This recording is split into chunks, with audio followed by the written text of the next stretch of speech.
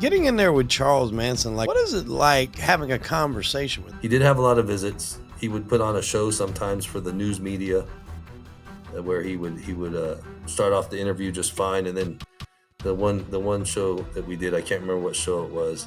He jumps up out of his chair and starts doing all his karate, screaming. And everyone just kind of sit and look at him like, "What's your point?" And it was kind of funny. And he sits down, and then walking back from there, he had said to me, he goes, "Hey, I did pretty good, huh, Irish?"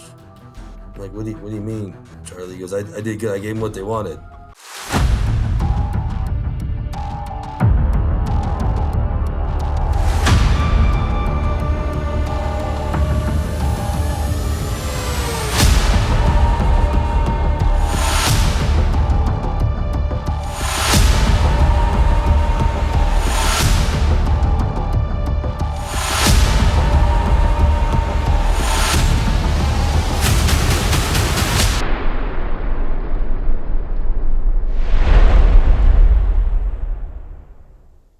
Ladies and gentlemen, welcome back to Crime and Entertainment. Very interesting guest for us today, Darren Monahan. Darren, how are you, my friend? Good. Wade, how are you?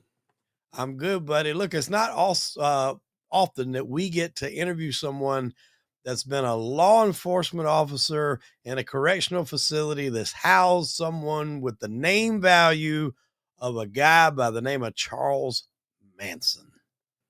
Right.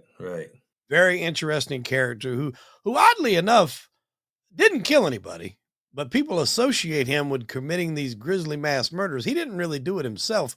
He kind of convinced a lot of people to carry out these things with Sharon Tate and the LaBiancas and things like that, but he went to jail for it. But people have this misconception that he was actually part of that. He didn't really get his hands dirty. Correct. No, he didn't. Yeah, so we'll get into that in your time, being the security guard in the prison that he's in. But first, tell us a little bit about Darren Monahan. Where did you grow up? Well, I grew up in San Jose out here in California. Okay. And normal kid, great family, brother, sister, great parents, nothing, and growing up, you graduate high school, you're not sure what you want to do. So I did in the early part take some courses in law enforcement or criminal justice. And then as time went on, I started going to a gym there in San Jose. And I ran into some friends. I met some friends who were into motorcycles really bad. So I started hanging around them, working at a gas station. And two of my friends were associated with the Hells Angels that I hung around with. One was a full patch member, one was a prospect. And we're out at the Santa Clara County Fairgrounds walking around. I'm still, what am I, 20 years old and still don't know really what I'm going to do. I've got a bunch of part-time jobs, work in a machine shop. And as we're walking, there's a booth set up, like a recruiting booth set up. And there was pictures of San Quentin there. So as we walk by it, I'm looking at the old prison, the buildings, pictures of the prison, and it looks cool to me. So I just walked over and looked at it. And the guy at the booth, the correctional officer, goes, "Hey, you want to work there?" I'm like, "Nah, I don't want to work there." And I said, "But those pictures look pretty cool."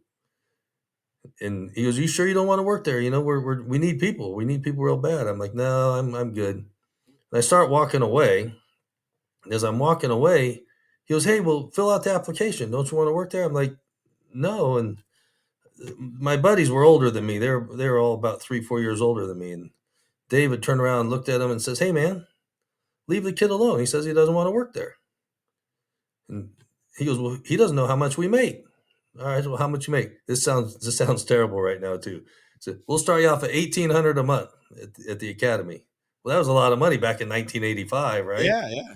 I'm like, oh, let me fill it out. I fill it out. I literally put one job that I've had, which was Chevron, and it asked for all your jobs, the last 10 years. And I probably could have put 3 or 4 more on there. I turned it in, didn't think about it. About 6-7 months go by, and I get a phone call at home, because of course we didn't have cell phones, and I just happened to answer it. And they said, "Hey, we have a test coming up. We're going to mail you a date for a test for the correctional officers test. I'm like, well, who's this? And they said who it was, and they did. They mailed it to me. Well, we were at another friends of ours muffler shop, and I wasn't gonna do it. I did. I'm like, I don't want that's like being a snitch. I don't want to be a snitch, Mhm. right? That's my mind thought at the time. And so I think it was day one of them had asked me, well, when's the date for the test? And I told them and both of them said, man, you need to do that. You need to go do that. I'm like, well, why? And they said, well, the pay is great. You get benefits. You're going to have, health insurance and retirement and everything for your family. You stick around here, the club's just going to take stuff from you. They're not going to give you all that. And deep down inside, I think they thought, and maybe I didn't have it in me to do what they did to earn the patches and hang out for a couple years and do all that stuff. So I went ahead and took the test. That led to an oral board test, to a physical test, to the background, and I actually put one of them on my background, and I passed. Next thing I know, I'm going to the academy. So I went to the Corrections Academy in 1986, May of 1986. And then I graduated. Now I'm 21 years old. They had to wait for me to turn 21. Okay. So, so my first week at San Quentin, they give you a little orientation week, with a little bit of training, but Mhm. not much.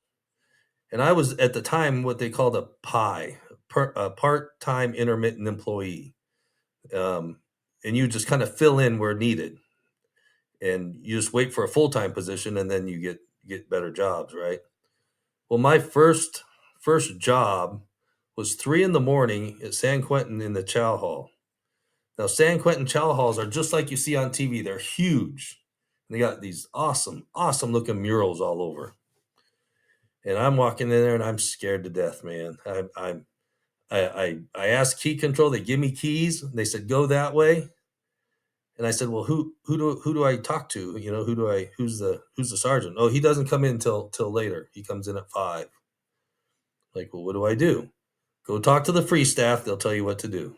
So I went and talked to a cook, who then hooked me up with an inmate who was doing life, who showed me what to do. And he showed me where the keys are for the knives, who I can give the keys to, who I can't give the keys to. This is an inmate showing you all this.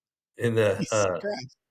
and then he tells me, this is where he gets me. He says, take the sugar that's in there and put it all out in the chow halls. I think there was 3 separate huge chow halls.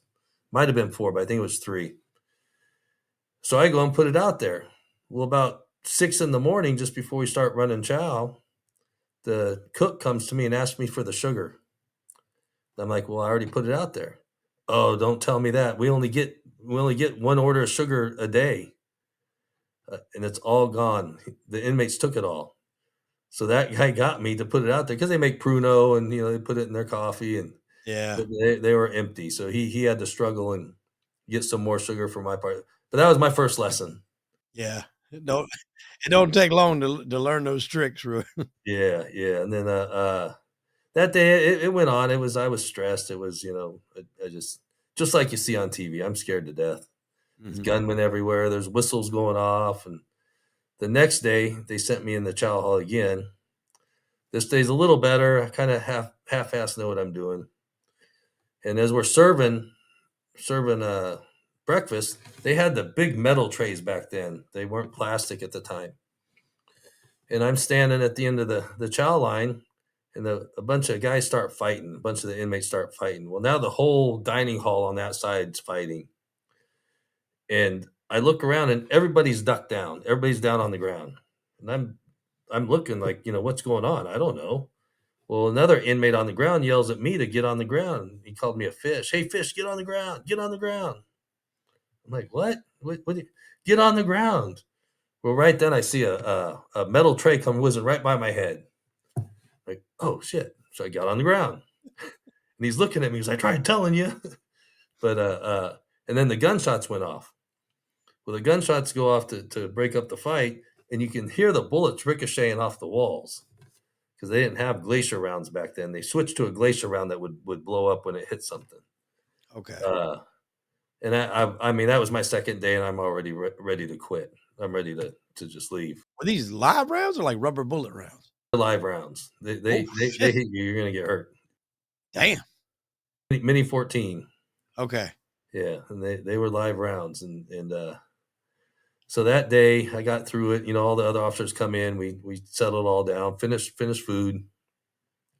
I remember driving home that I can't do this. This is crazy. And that same week, they had sent me to industries where they make mattresses, prison industries. And back there, all that you have a ton of inmates and maybe one other officer besides you. And this particular day, it was time to lock up. So everybody had to head to the upper yard. The alarm goes. It's like not an alarm, but a buzzer goes off that tells them, hey, it's time to go. Well, the other officer tells me, hey, look, go up there on the loft and tell all those inmates, let's go. He didn't call them inmates, to tell all them guys, let's go. I said, okay. So I go up there, and we don't have buzzer alarms like they have now. All we had was a whistle. So if we were in trouble, we were supposed to blow the whistle somehow. Well, I go up there, and it's pitch black, and it's long. The area is super long.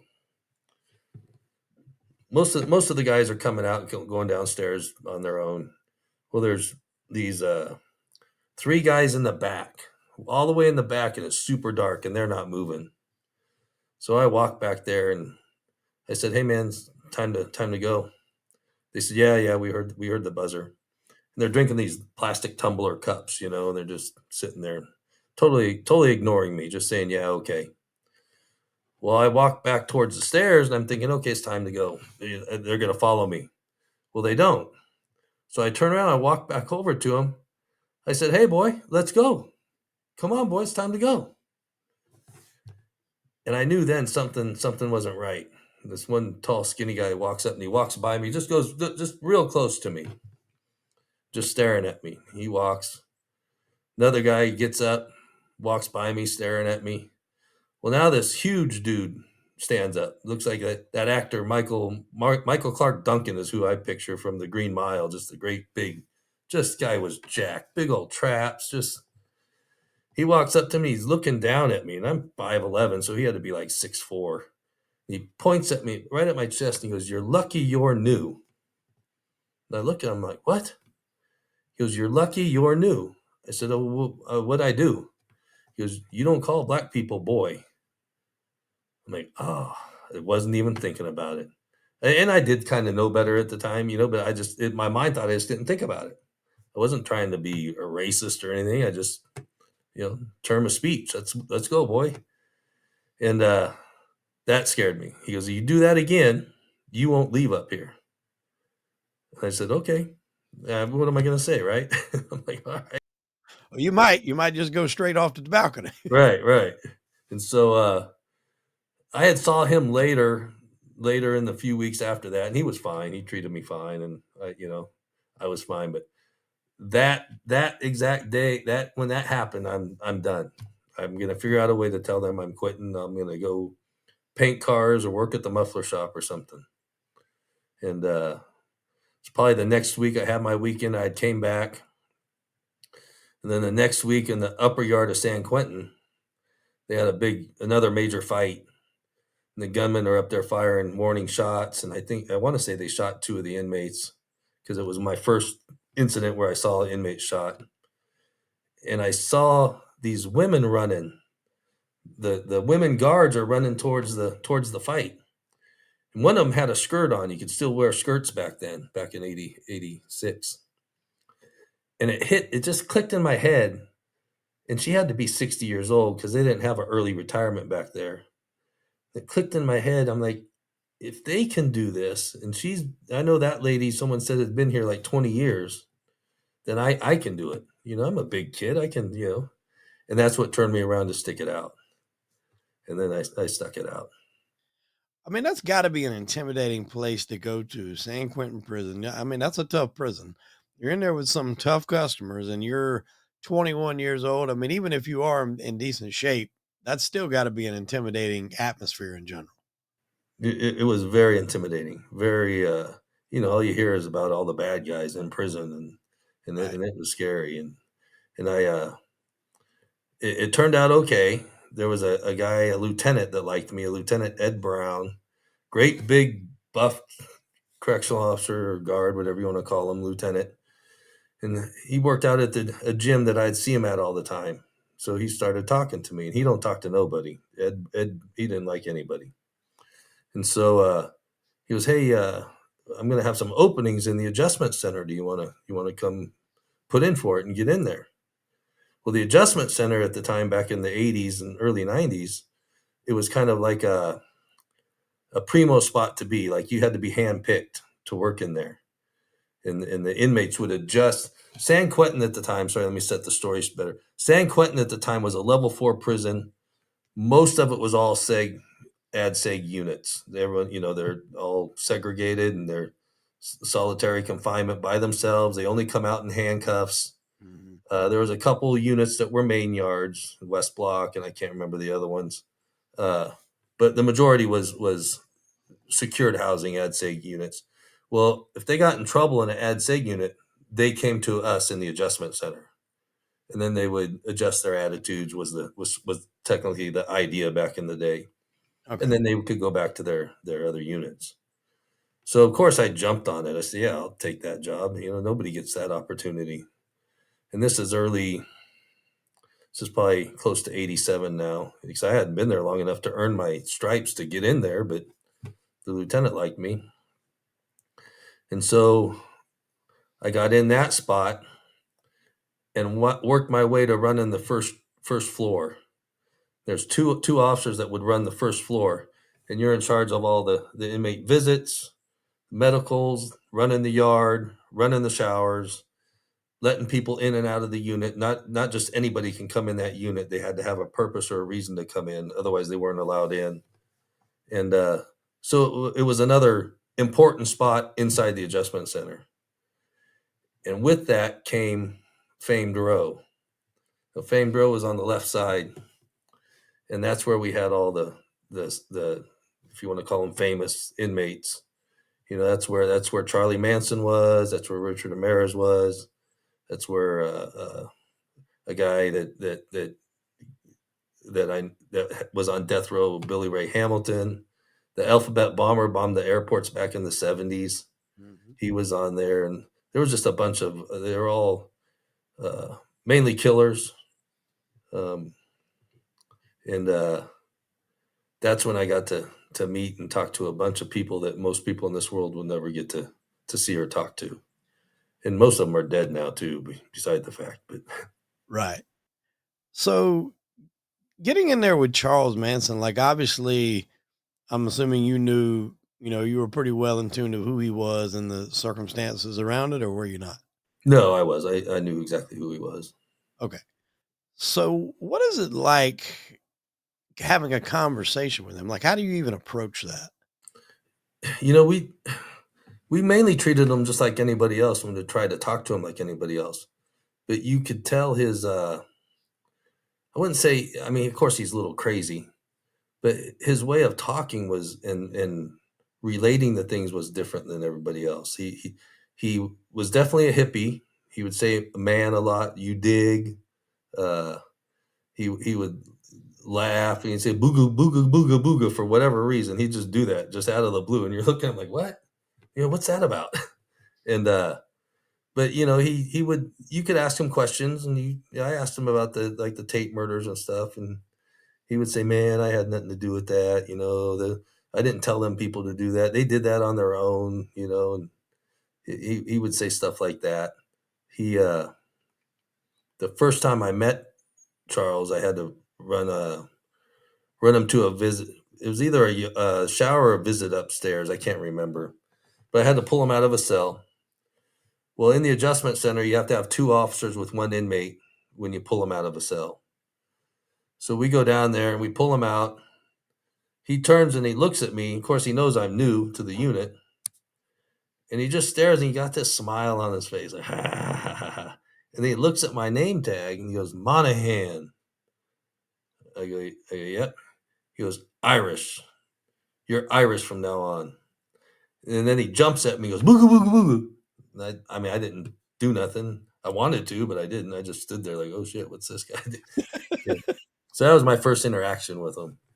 And then that was fine. That didn't turn into anything, but we would talk to him a lot, take him to visits. He'd have a lot of visits.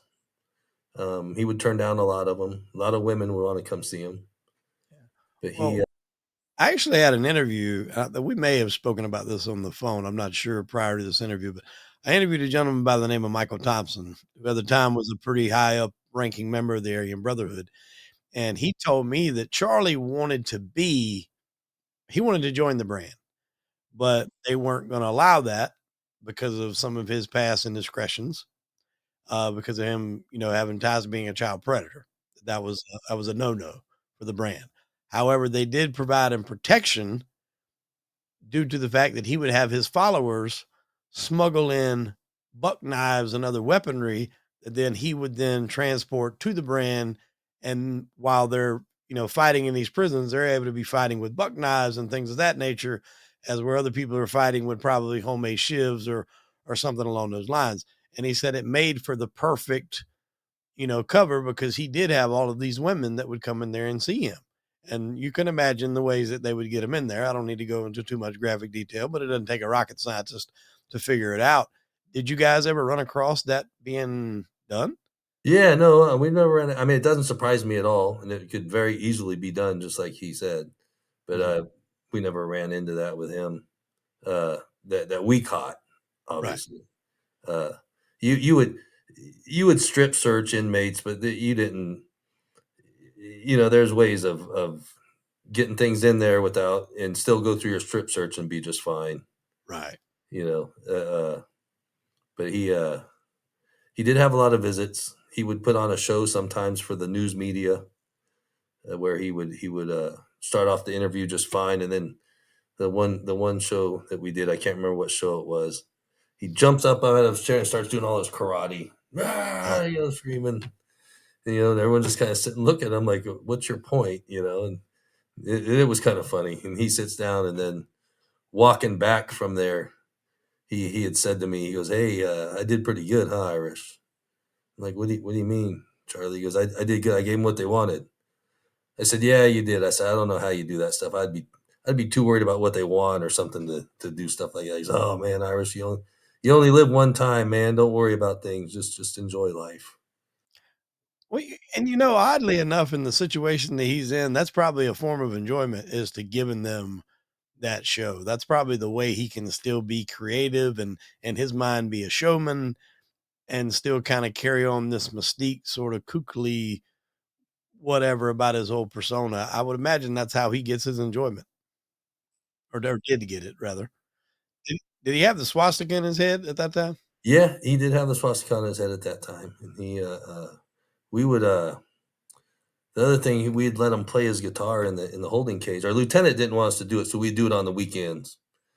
And it was around my wife's birthday. I can't remember exact date if it was a Saturday. I always want to say it's a Saturday, Sunday, but I can't remember exactly when it was. But uh, we had pulled him out and let him play his guitar for a while because he could play his guitar and sing really good. I mean, not didn't sing super good, but he sang good enough to entertain us, right? Yeah, And he would play his guitar, and I'd always tell him, "Hey man, play Helter Skelter." Oh come on, Irish, that's not even funny, stuff like that, right? You just mess with them. You're just having fun, right? Trying to yeah. get through the day. Well, when we were done that day, we had put him back. Me and Mario Gates had put him back in his cell, and we're getting ready to leave. We got off about an hour earlier than all the other guards at San Quentin. That unit got off at 2 o'clock, so it's probably about 1:30, and he's yelling my name, "Irish, come down here! Irish, come down here!" I'm like, "What, Charlie? I'm going home." "I know, come down here before you go home." I'm like, "All right." So I get Mario. We go down there, and he goes, "Here." And he hands me this card. He goes, "I made this for your wife for her birthday." And I kind of step back. I look at him and go, "Charlie, how do you know it's her birthday?" He goes, "Oh, I know things. You dig, you dig. I know things." He's laughing. You go, no, man, I don't want to leave until you tell me how you know it was her birthday. He goes, well, when I'm in the holding cage, you went over there in the office. The office is right across from the holding cage, and you walked right around the corner there and called her and told her happy birthday. I'm like, oh shoot, okay, they're always listening and stuff. And so Oh, yeah, yeah. he had made this and told me Wow. to give that to her for her birthday. And he signed How it. how did she react to that? She didn't freak out, but she wasn't super happy or thrilled about it. A hell of a birthday card, I tell you that. Yeah, and then what else? He gave me a scorpion one time. That I got this right here. The scorpion that he had made out of a sock. He'd always put a swastika in it somehow, some way. Well, I was going to my parents' house that day after I got that, and I'm not supposed to take it, but uh, and I get to my parents' house and I take it in there to show my mom, and she freaked out. Get that out of the house. That's evil. You can't do that. Oh, okay. And so I've held on to it ever since.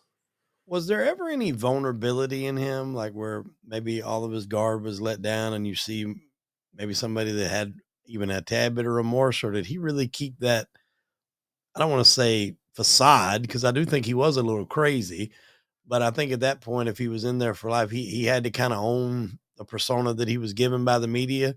Did you ever see a break in that at all? Like, where maybe you saw a real guy? No, no, I didn't. I always saw just Charlie. Yeah, It's weird, and he did have a personality with him. He did have a way of talking and drawing you in and talking to him until he would get off on some crazy stuff, about Earth being flat or just he would come up with some weird stuff sometimes, and he would try to make you understand what he's saying, and it was just hard sometimes.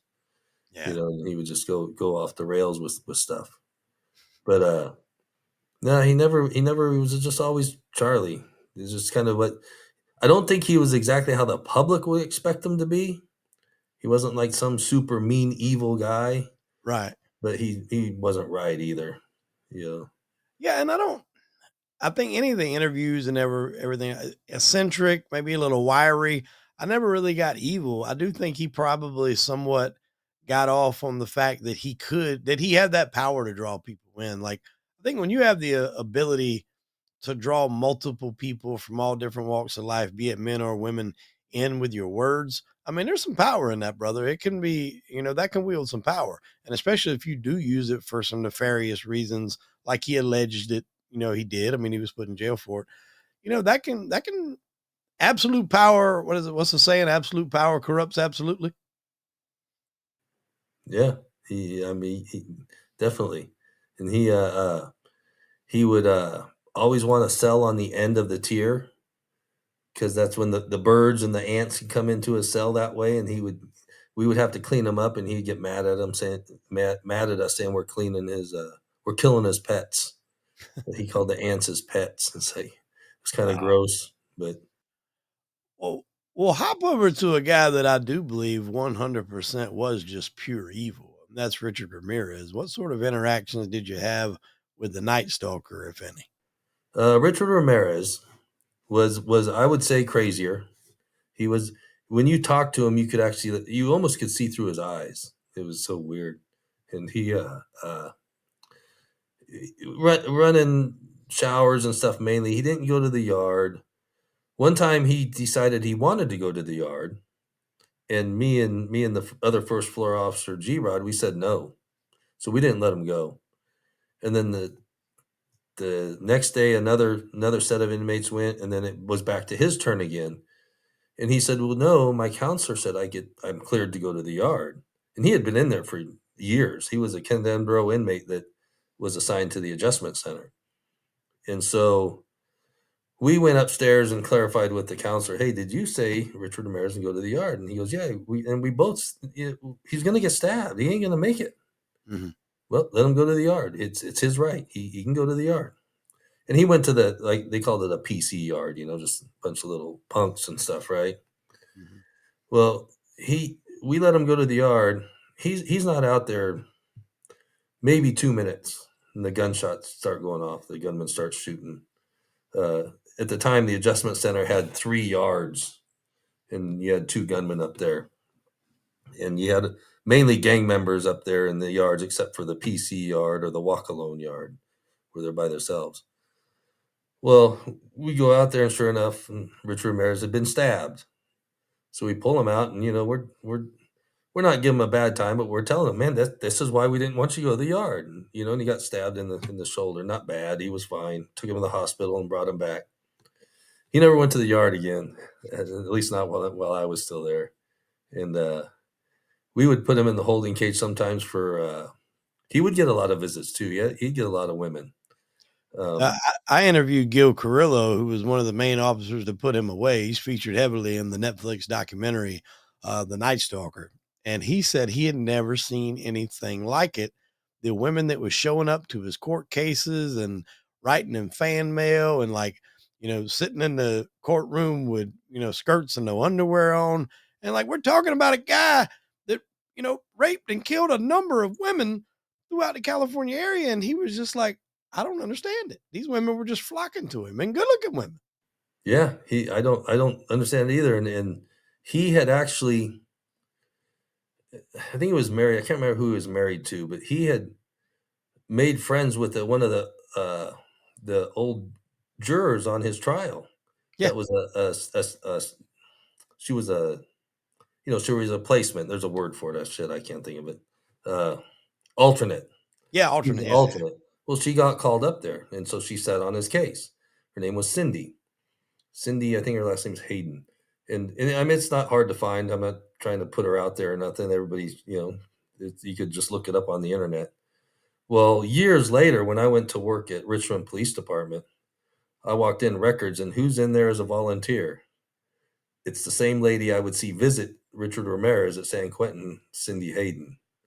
And so I'd ran into her again, and I had talked to her. I said, "Hey, what was up with that?" She was, I'm not happy about it. I felt sorry for him, and didn't really think I thought he did it because we voted to sentence him to death, but I just felt bad afterwards. And but I did find out he's kind of evil, so I left him alone. But she was visiting him for years, and it was weird to run into Richard Ramirez and then run into her yeah. years later at Richmond Police Department in California.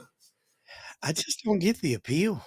I mean, you would think women would be. I mean, he wouldn't make it in today's time. I'll put it like that. I don't know if you can see that, but you can just see his face. Yeah.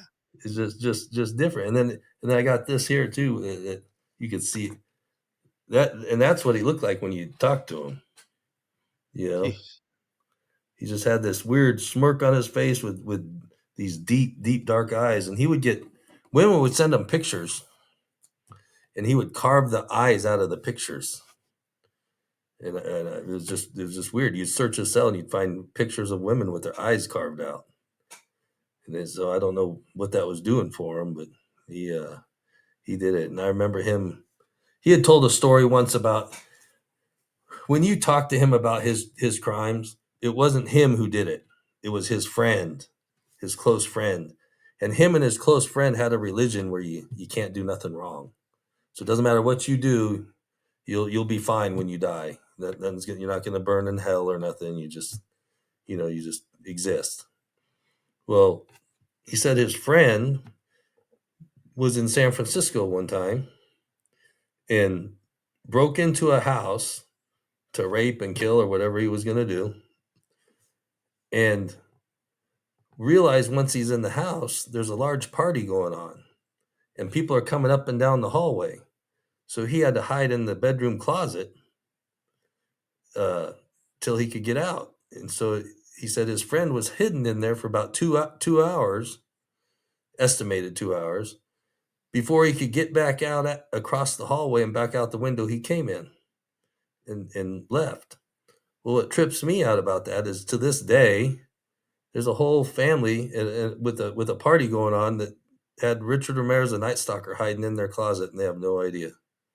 They have Wow. no idea he was there. And the way San Francisco is, there's so many cars out there. You're not going to be able to tell there's a party going on from outside. There's just too much going on, you know. But that story I always tripped off of. I thought, wow, that's kind of weird. And all these dudes too, like have a presence. Like if you bumped into Charles Manson or Richard Ramirez in like a dark alley, like they would scare the shit out of you. Just like Richard's look, just in general, is just very, very, very eerie. Yeah, he had really weird dark eyes. I remember being a kid, before I worked at San Quentin, scared of him because this all happened before I started working there. Right.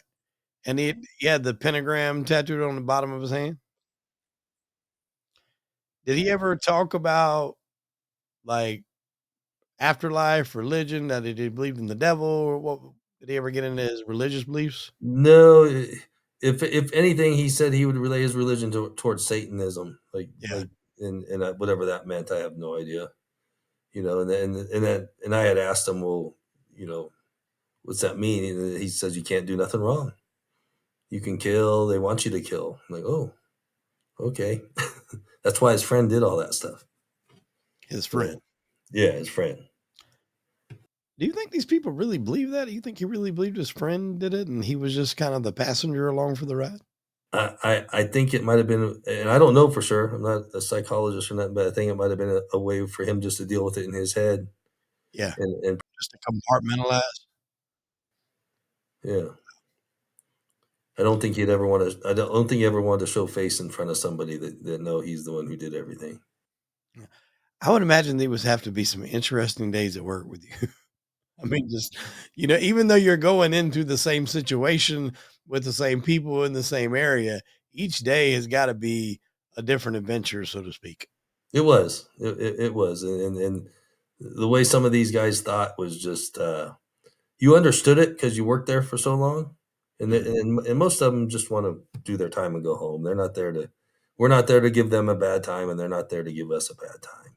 The majority of them, the ones who would give us a bad time are the little. I always call them punk kids trying to prove themselves. Trying to show that they're tough so they don't get screwed with in prison, right? And Is that I mean, that's always been the myth, right? When you go to prison, like the first thing you do, walk up to the biggest summit you can find and just knock the hell out of them to set the stage that you're not going to be fucked with. Would that be an accurate way to handle it? Because I've never been to prison.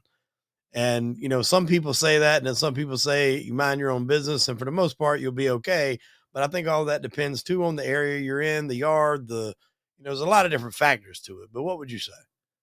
I would say from my experience, what I've seen, and I've had friends that went to prison for 12 years, and one of my best friends, you just go in there and you mind your business. Mind your business. Don't let them punk you. Try not to slouch or nothing. Try not to look like a punk either. Mhm. And for the most part, people will leave you alone. And don't back down from a fight either. But don't start one, and don't try to be tougher than the other guy because they're probably tougher than you. Yeah. And I've heard like gambling is one of the worst ways to get in hot water in a prison. Oh yeah, if you owe somebody money, and then back then they had these Camel cigarettes, and that was money back then. Yeah. And you could find somebody who was a gambler by searching their cell, and they'd have stacks and stacks of these packets of cigarettes. How did you finish out your career there in that like that famous row or whatever? No, what had happened was uh, another inmate uh, had gotten hurt when we slammed the door shut, so he was going to sue us and sue the department, and so they were going to wind up and move me and G Rod out of that unit. Well, at this time now, I'm what 20. God, what am I? 26, I think, at the time. And I just thought I'm king shit. I'm worked the best unit in the adjustment center. I know what I'm doing. If you're gonna move me out of here, I'm just gonna transfer somewhere else. So I start looking at stuff. Well, at that time, I had lived in Vacaville, which is about an hour from San Quentin, and they had Vacaville State Prison and Solano State Prison there in Vacaville. So I didn't want to go to Vacaville prison because it was a nut ward, nut job. They had all the J cats, all the crest rosters. The J cats, they're just crazy. They're nuts. Like it's more of a medical facility. Right. I didn't want to work there. So I wanted to stay with the prison name for whatever reason. So I looked at Solano State Prison, and the new warden there was our old associate warden in the adjustment center, and she wasn't crazy about our tactics in the adjustment center, and she wasn't crazy about everybody that worked there, but she was okay. And I had put in for the transfer. I didn't think I was going to get it because of that reason, and I got it. She gave it to me. So I transferred to Solano State Prison in '92. And this is what people don't understand.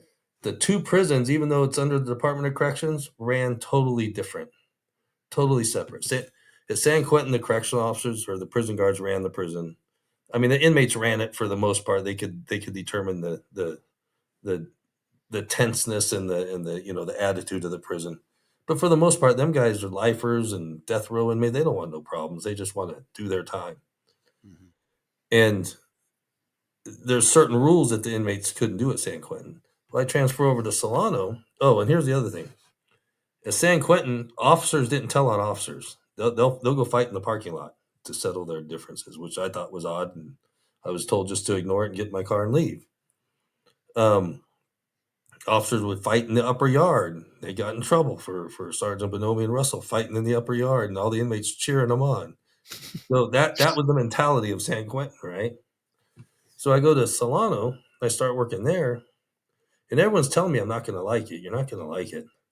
And I go there and I hated it. It was just horrible. It was the inmates were always right.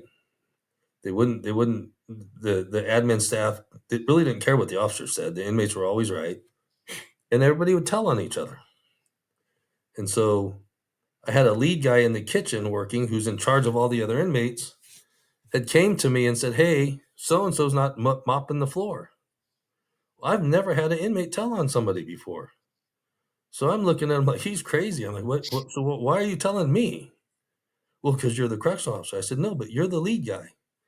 So until that floor is mopped, we're just all going to sit here all day until it gets taken care of. A couple days go by, that guy wasn't mopping the floor. He did come back in with a black eye, saying he fell off the bunk, and he mysteriously started mopping the floor. Well, I didn't think nothing of it because that's how it worked at San Quentin. It's just that was normal to me. Well, then it little innuendos and stuff saying that I told him to do that, and it was just a kind of a cluster. It's like, no, I never told no inmate to beat up another inmate. It just doesn't. I just said work it out is all I said. Yeah. And so that mentality with that place, I didn't like. I didn't like it. I got a decent job finally, working at Chow Hall 3 in the morning to 11.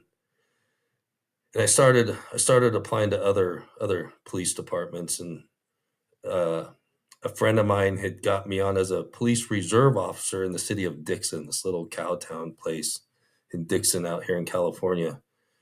And he's actually the mayor of Dixon now, but he talked me into being a reserve officer.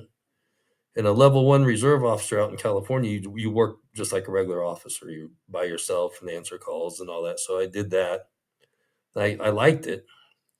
And so I wound up applying for CHP, the Highway Patrol, and I didn't pass their background investigation because I had lied about a medical procedure I had done, and they said I withheld information. I didn't lie, I just didn't put it down. Well, they failed me on my background, rightfully so. I kind of knew what I was doing, but I was hoping that I could get by it, but I couldn't. So then I waited a while and I applied to uh, a couple other police departments out here, and one of them was Richmond, California, which I didn't realize it at the time, but they probably would have took anybody. Um, so I started working for them in January of 1994. And Richmond, California is right next to Oakland, California. And at that time, the population was just around 100,000. In the one year, we had 64 homicides. You would have, there was so many shootings and so many. And it's funny because I see people on these podcasts and stuff. Everybody works the toughest beat, right? Everybody works the hood and all that. So I hate saying it, but I understand why they say it because it's true. I mean, it is what it is. And so I started working there at Richmond PD, and I worked as an officer for a little while, and then I switched over to the street narcotic team where we rode dirt bikes. They called us the biker boys, and there was 8 of us and a sergeant. And the reason for the dirt bikes is that you could go through the apartments and chase people and catch them easier. And back then they didn't have cell phones, so they would all hang out on the corner selling drugs, Yeah. right? And so, funny things with that is you built a rapport with people even out on the street. And I would see people from San Quentin out there. Hey, Monahan, how you been? You know, you can talk to them. And at Fourth and Main, they're big dope dealer. There's probably 6 or 7 of them out there selling dope. You know, hiding under the carport. Well, we come up with these plan on these dirt bikes to catch them. So I tell everybody to separate, and we're going to surround them and come in this way. And so everybody's like, okay. So I come and I hit the corner, and I see him, and I shoot over on my motorcycle and fly over there. Don't realize I'm going too fast. So I hit my brakes. I slide. The motorcycle falls out from under me. I slide, and I slide right in between all of them. And they're all just looking down at me. And then they take off running, right? And nobody else, none of my other guys are coming. I don't know where they all went. Well, then one guy, Jacob, he comes running back. Inmate, I'm not an inmate, a crook. He comes running back and looks at me. He goes, "Monahan, you okay?" I said, "Yeah, I think I'm okay." He goes, "All right, I gotta get this. I forgot this." And he reaches down, and grabs his gun off the ground that he'd left there, and took his gun, and took off running. You know, and they were like, I'm like, I was, you can't even think in your head that what's going on, and let alone have time to get up and chase them or anything. Well, we'll just catch them later, you know.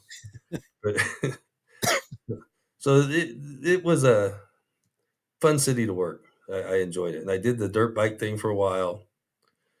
That's gotta have a little cool factor to it though, to ride a dirt bike like that. It was another one of those prestigious. You know, you have to be picked for it. Yeah. You know, everybody wanted to do it, and it was a blast. I had so much fun on the dirt bikes. And then my time was up. You could only do so many years. You could put in for an extension. I think I did 5 years on the dirt bikes, and I had put in for traffic and narcotics. And then they put me in undercover narcotics, and that's I stayed there for number of 6 years. Then I promoted to sergeant. They put me in the gang unit, running the gang unit. We had just started a gang unit, all plain clothes. Don't have to wear uniforms. I didn't wear a uniform for most of my career. And then from the gang unit, they promoted me to lieutenant, where I ran all the plainclothes division. I ran gangs, parole, narcotics. Uh, there's something else I'm missing, but it was fun. I had a blast, and doing the undercover thing was quite a bit of fun. I enjoyed that. I bet. What is like the biggest, and I've talked to a few guys that's went undercover in different scenarios. Actually, Jay Dobbins, who famously went undercover in the Hells Angels. Allegedly, according to him, if you hear him tell it, he almost made a full patch member. Sonny has a different story, but no doubt he was very deep in there. He was deep in the shit. I think it was Operation Black Biscuit, I think was the name of his operation. It didn't net the amount of arrest I don't think that they were wanting it to. I think largely to the things that Jay had to do to get there, because at the very beginning, you mentioned about the guys not knowing if you would have been able to do some of the things that would have taken to become a member. I mean, they literally put you through hell to become a member of an MC, to weed out law enforcement for that exact particular reason. A law enforcement officer should not be able to maintain and do the things that need to be done to get into a motorcycle club, theoretically. And to be able to go undercover like that, I mean, what kind of a rush does that give you? You know, it's a weird rush, and it's almost like a drug, because once you start doing it, you want to do it again. You want to do it again, and then you start off with doing little drug buys here and there. You know, like a rock. You know, back then rock cocaine was big, was methamphetamine was big, and you do a rock buy, and then people swoop in and arrest the guy. That was your typical, drive up in an undercover car and buy a rock. Sometimes it would lead to a couple ounce buys, and I remember there's a couple stories. I remember this guy. I always remember his name was Patrick because I know he passed away. But it kind of stuck because we had kind of became friends. He worked at a head shop, and I'd kind of hang out there sometimes. And this is exactly what I didn't want to do, but I kind of got stuck into this position, and that was my job. And so I started buying an ounce of methamphetamine from him, and then I went up to. I asked him if he'd get 4 ounces for me because it's not for me; it's for somebody who works for me. So he agreed, and we're sitting in the car, and he brings me two, and I said, "No, I need the other two. I can't just do this partial. I need all four. It's not my money; it's somebody else's money." And so he agreed, and he went back to the spot that had the dope because we needed to make that spot so we could do a search warrant there. He brings the other two. While we're sitting in the car, all the cops swoop in and arrest us. Well, and they handcuff both of us and put us in the back seat. And I remember looking at him saying, "Man, don't say a word. I don't know you. I don't know who you are. Don't fucking say nothing." Okay, okay, okay. He says, "Okay." And so we go back to the police department. They separate us. They take him into the holding cage. And they put me in another holding cage and then swoop me around the corner and take me upstairs to my office. Well, I'm up there probably 45 minutes. And one of the other narc detectives comes up and gets me, goes, "Hey, man, can you come down and talk to Pat?" I'm like, "Well, yeah, why? I thought you didn't." Because I don't know what you said, but he's not saying a word. He's not telling us nothing. I'm like, "Okay." So I go down there and I open the door and I look at him, and he looks right at me. He goes, "Oh," because he knew then. Yeah. So I think he actually passed away before he went to court on that because he was going to court trying to plead out.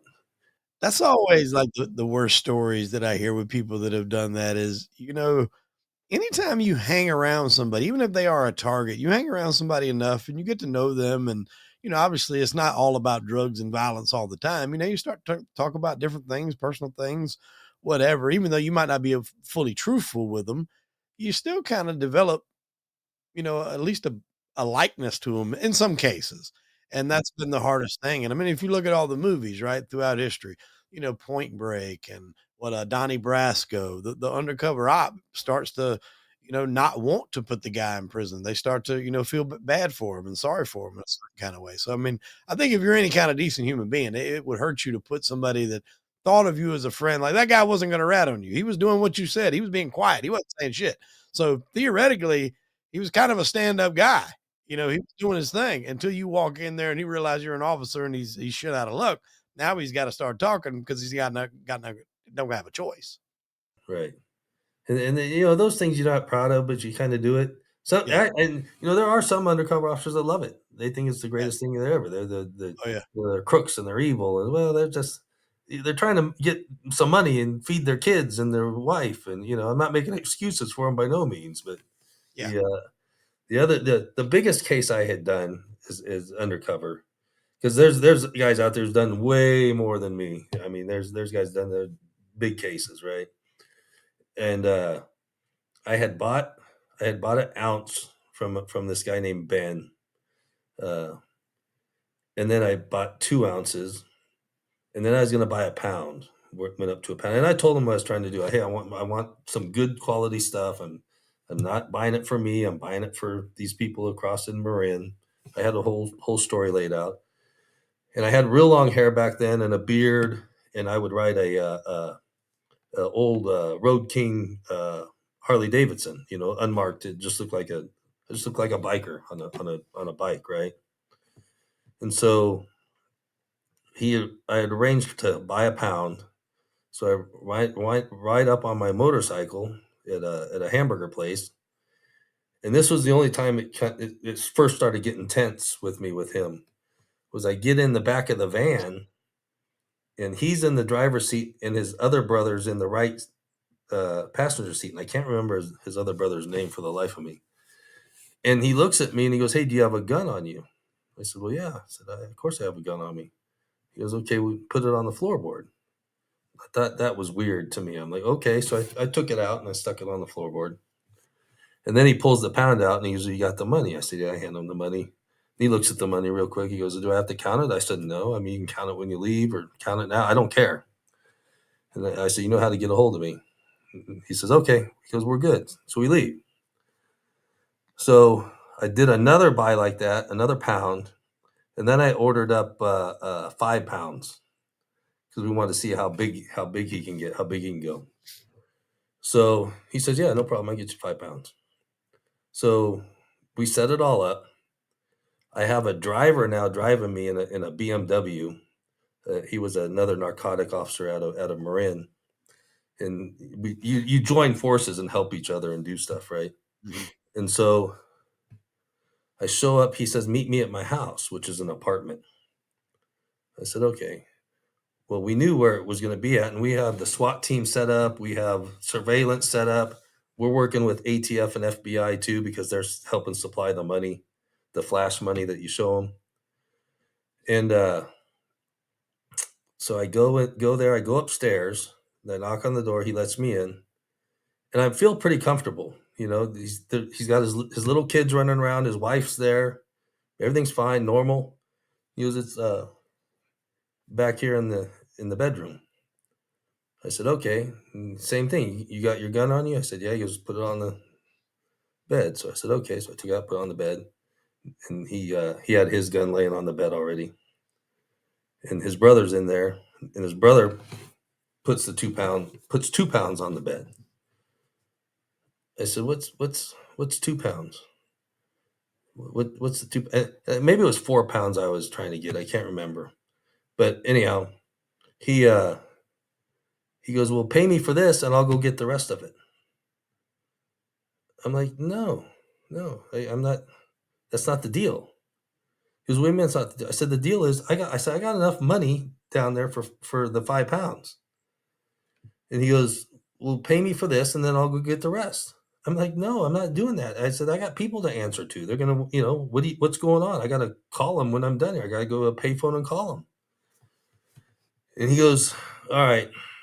He goes, all right, we'll get it. He goes, I'll page you. I'll page you when we had pagers. I'll page you when I get it. I said, okay. So I go back downstairs.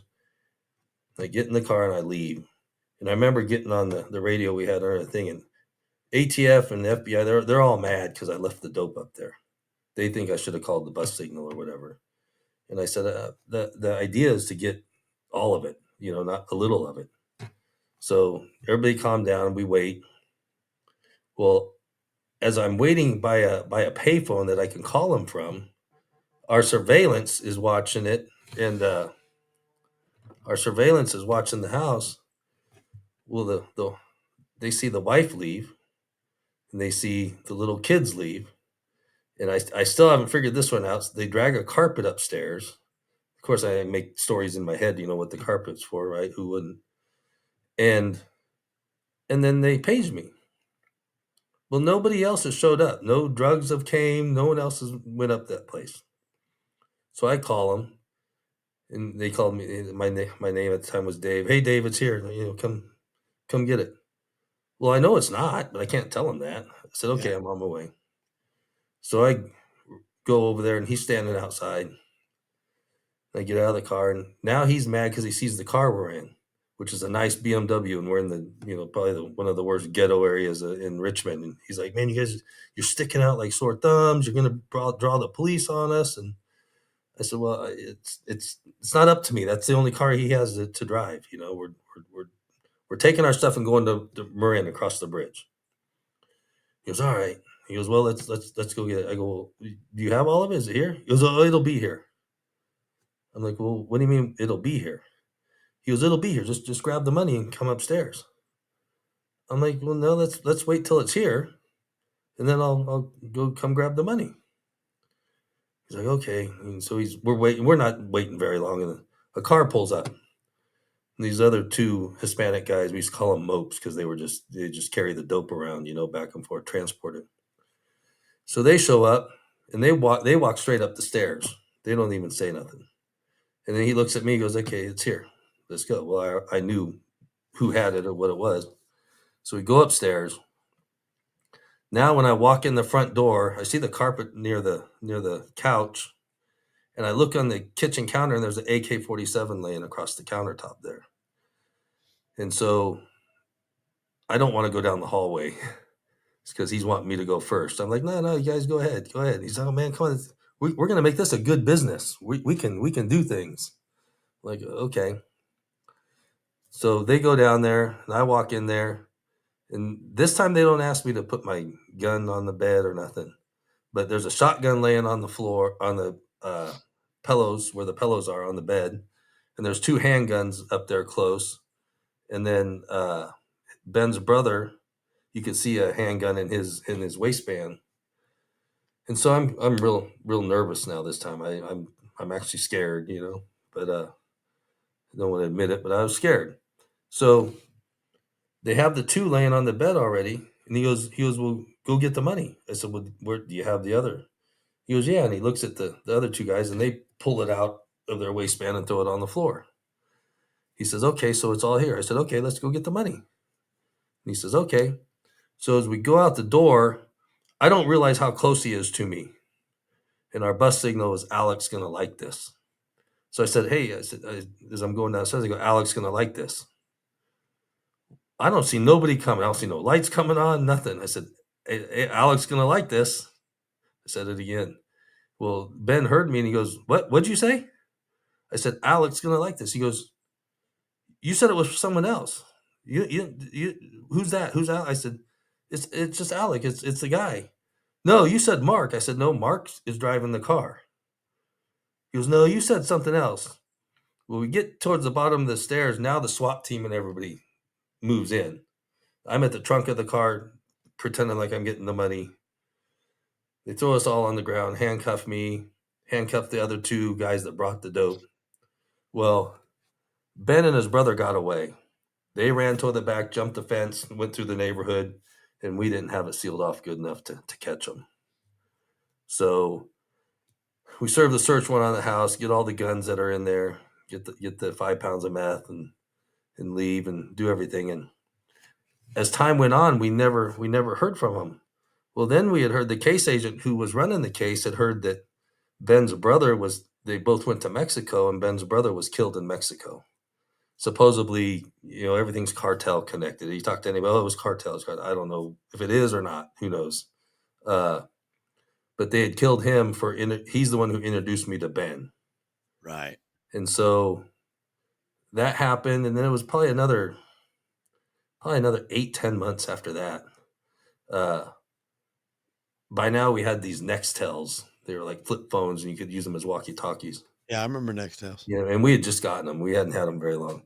And the case agent who's out driving around in his undercover car says, hey, Monahan, what are you doing? I said, oh, I'm just sitting here typing in the office. Come down here I can't remember the street. It was 23rd and Mariposa or something. There's a gas station. So I think Ben's here getting gas. I'm like, what? It totally threw me off. Something you just don't expect. Like, well, let me shoot down there. So I go flying down there. I think I had a old Cadillac back then. And I pull in like I'm getting gas. As I'm getting out of my car, he's walking from the store at the gas station. And he looks up at and he sees me. He goes, hey, Dave. I go, hey, Ben. He goes, how you been? I said, doing okay. I said, how are you? He goes, I'm just trying to survive, And then he stops and he looks at me and goes, I'm going to jail, huh? I said, yep. So he says, well, I'm going to go say goodbye to my wife and kids first. I said, man, you can't do that. You can't go. He goes, no, I'm going to. I said, okay. So he takes off in his car, and I let Wayne know, hey, he's taking off. He's going back to his house. So they call patrol. Well, just before he gets to his house, patrol swoops in on him, so he doesn't get upstairs to his wife and kids. And so they arrest him. We have another search warrant for the house and everything. Everybody cooperates. Wife and kids are fine. Well, one of the officers came and got me and go, hey, Ben wants to talk to you. I'm like, oh, okay. So I go to the patrol car. I said, what's up, Ben? He goes, hey, man, can you do me a favor? I said, yeah, what's up? He goes, can you let me say goodbye to my wife and kids? I said, yeah, I can do that. So I went and got his wife and kids and let him say goodbye. And I haven't never seen him since. I heard he pled out to 10 years, but I don't know. It's been so long. I don't know Wow. what happened to him. But stuff like that, like again, I'm not making excuses, but if you grow up in the ghetto, you only know what you learn growing up, right? Trying to Yeah. hustle and make money. Did you ever find out if maybe that was a plot to take you out? No, I didn't. I haven't, and I don't know. For all I know, maybe it was, and maybe it wasn't. Maybe it was just coincidence with the camera and stuff. I think they were. I think it was more so they wanted to make sure they weren't going to get ripped off. Right. You know. Because as somebody new comes in, you make small transactions. As it gets bigger, there's always a risk reward. Whereas it sometimes it's just better to rob somebody and take it. You know what I'm saying? And then are you going to rob them in hopes they don't retaliate? Because most people are going to want to retaliate. So if you rob them, you might as well go ahead and take them out. That's the mindset that you have in that game. And that would actually happen a lot in Richmond. Dope dealers get ripped off all the time, doing deals. A lot of marijuana grows would get burglarized and broke into. But that was probably my biggest undercover case where I actually did some real work and was scared and went through all the emotions. I mean, all things considered, though, for that to really be the only kind of close call, that's a pretty good career you got. Yeah, yeah. I mean, a lot of the other undercovers they use a lot of informants Mhm. sometimes, to do search warrants. Um, we did another case where we're buying guns, doing buying guns, and went all the way to us buying a grenade launcher. And we were working with the DA's office and the lieutenant from the DA's office, they're cops too. They just work for the district attorney's office. This guy Sean Pate, he was my partner at the time with this whole case. And we set it up to buy a grenade launcher. And we used another undercover officer, an FBI agent was the undercover officer. And then we used another informant that you would I'm not even describe how he looked, but you would never ever you would bet your mom that this guy is not a cop or an informant or a snitch or nothing. And he set the deal up to buy the grenade launcher. Well, it turned out to be what we call a rip. They're going to try to rip the undercover officer off. They think he's just another crook, Mhm. and they're going to steal the $4,000 he has. Well, there's video cameras in the car, and so you can watch them and you can see it. And everyone starts yelling on the radio, "It's a rip! It's a rip!" And the undercover officer does a great job. The guy in the back seat, the crook pulls a Mac 10 out and puts it on to his head. Says, "Give me the money, give me the money." Well, there's another crook next to him who has his gun out. And so the undercover officer does a great job, puts it in reverse, creates a diversion, the whole bit, gives us time to get there. Well, he has the gun to his head. The informant jumps out of the car, reaches in the back seat and grabs that gun and pulls it away from the cop's head, from the undercover officer's head. Twists it out of his hand. The guy in the passenger seat jumps out. That turns out into a shootout between the rest of the cops and him. And I'm the sergeant in charge of all this, looking around like and I have to yell shots fired and get us help. And uh, we do, and I look and I hear all the sirens and everything coming. And here's this guy who looks like a total crook holding a Mac 10 in his hand, and all these cops are going to show up. So I had to tell him, "Hey man, put that down and go hide in the other car. Get in the back seat of the Escalade." And so he does. Uh, so that one kind of went south. That ended the whole investigation on everything because it was right in front of a Chevy's restaurant, and they're all looking at us like, "What's going on?" And then, of course, can't let them leave. They're scared. They probably have 500 different stories. It Yeah. was it was a little bit of a mess, but and in a weird way, it was kind of fun. I don't know how to explain that.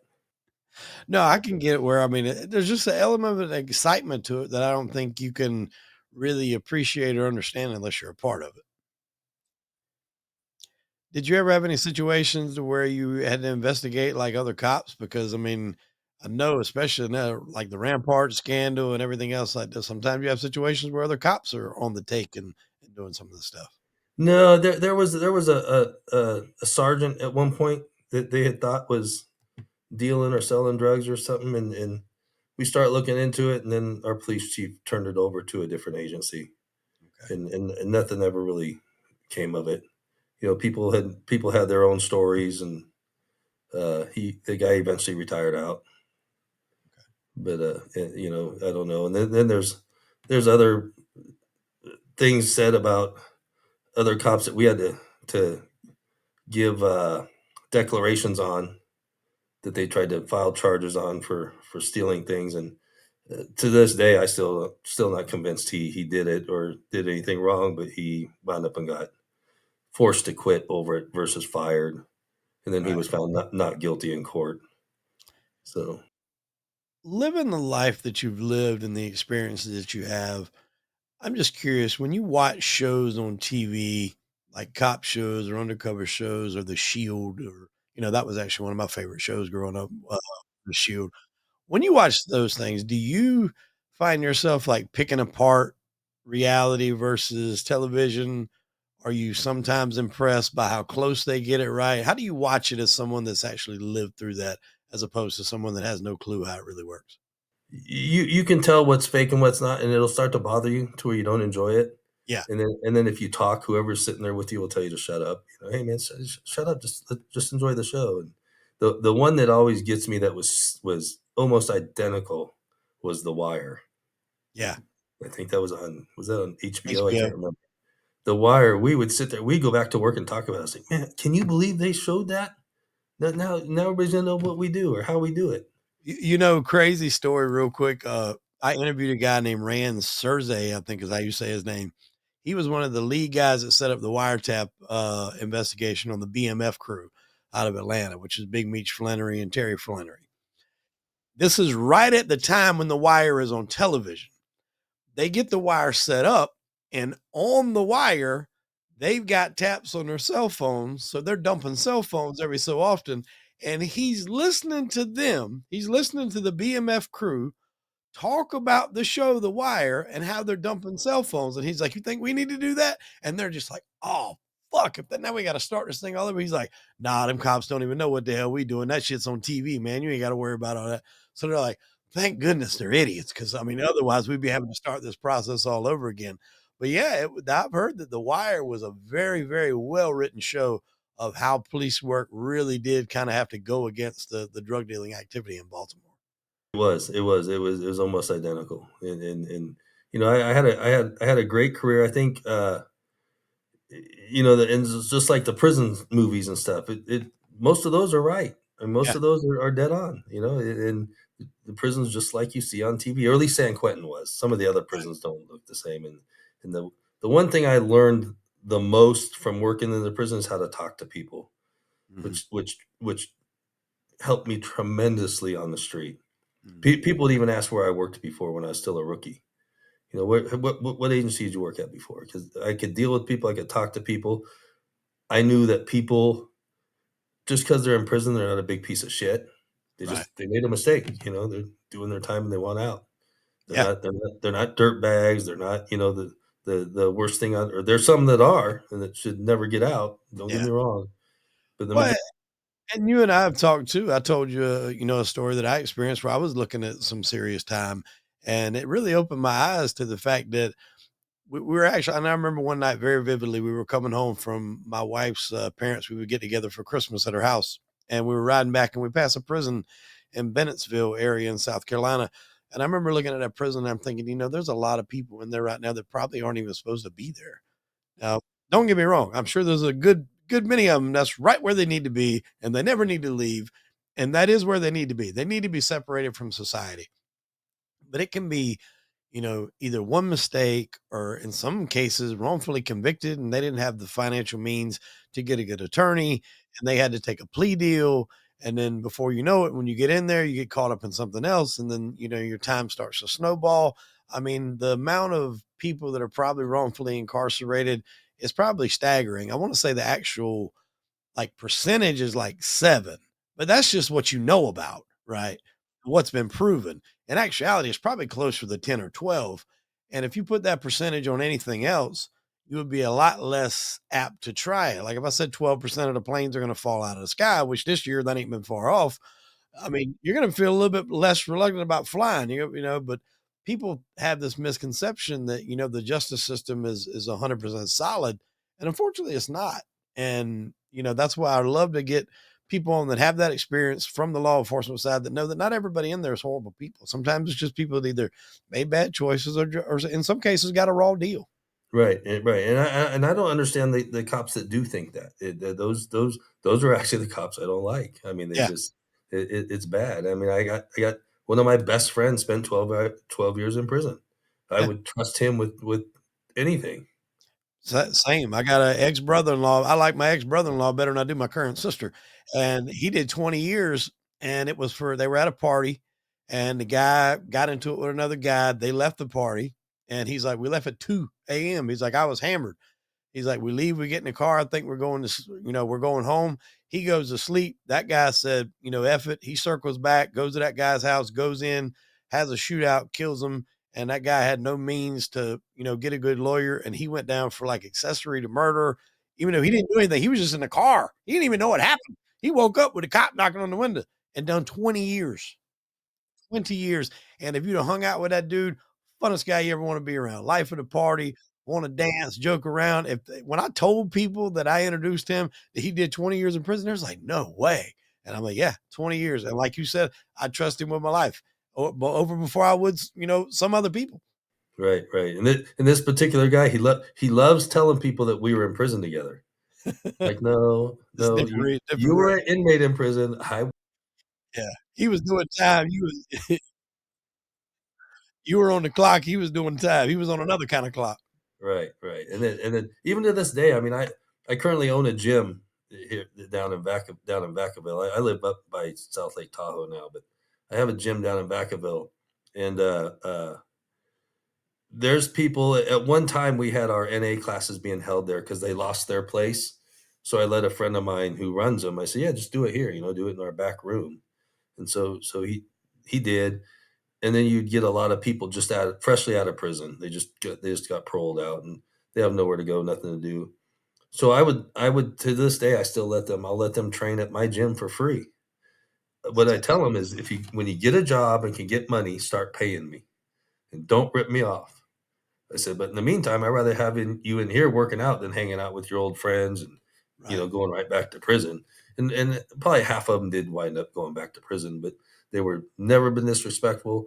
They operate the gym just like they owned it, and I've never been ripped off by any of them. They've always paid me or stopped coming because they can't pay because Right. they feel embarrassed. They don't want a hand given to them. But it just works out Darren, better that way. you're awesome, dude, man. Thank you so much for coming on the podcast and sharing your story. You've been an excellent guest. Is there anything you want to plug, any social medias or anything like that before we get out of here? No, I mean, you can find me on Instagram at Old School Iron. That's the big one. I don't know how to work the whole TikTok thing. I think I'm getting too old for stuff sometimes. I try the TikTok thing and people tell me it looks stupid, but Yeah, it's. I mean, I've been in this game a couple years and I ain't even figured it out. So we do have an energy drink out now. It's called a Old School Energy. okay, It's spelled old and then SKOOL energy. And the website is theoldschoolenergy.com. And then it's 10-4. a whole separate deal that I'm involved in. Nice. Well, wish you the best of luck with that, my friend. And we'll put all the links to that in your show notes. We'll tag you Instagram. Folks, go give them a follow. And Darren, again, thank you so much for coming on the show, my friend. Hey, thanks, Wade. I really appreciate it. Thank you. Absolutely. Well, ladies and gentlemen, that'll do it for this episode of Crime and Entertainment. I'm Hollywood Wade, and I'll see you next week.